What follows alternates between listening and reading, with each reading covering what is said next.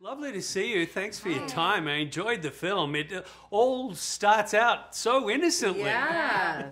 It always does. They're moving into a new town, just seeing what's going to happen, make a go of it. Yeah. Yeah, which doesn't say much for going back home, does it? No. Exactly.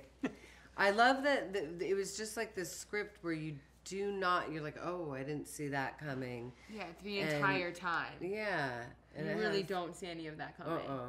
And we shot the movie kind of in sequence. Yeah. So the very light and brighter and, moving into the house, we got to shoot that first, and then it all sort of digresses. Yeah.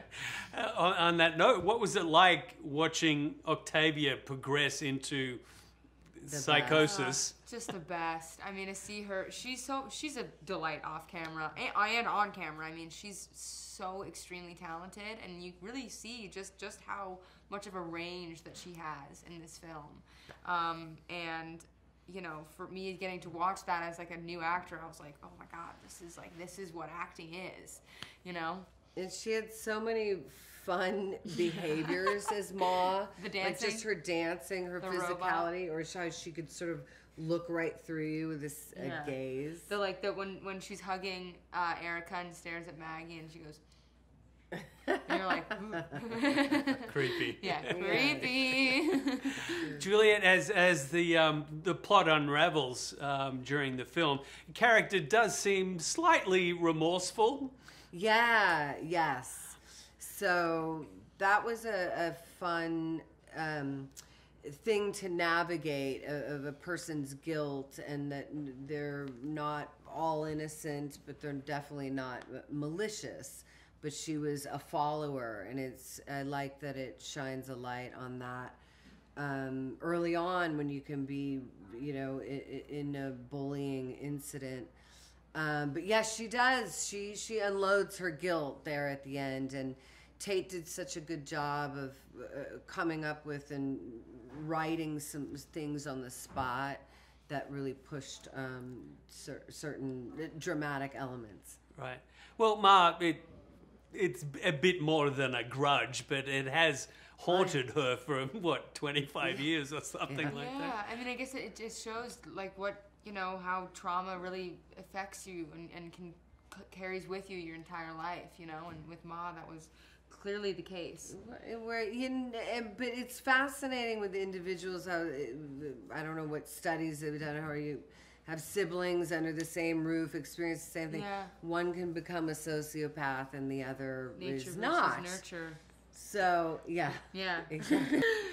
Diana, becoming part of a Blumhouse horror film, it seems like the right path to choose in a career sense. Was that part of the appeal for you?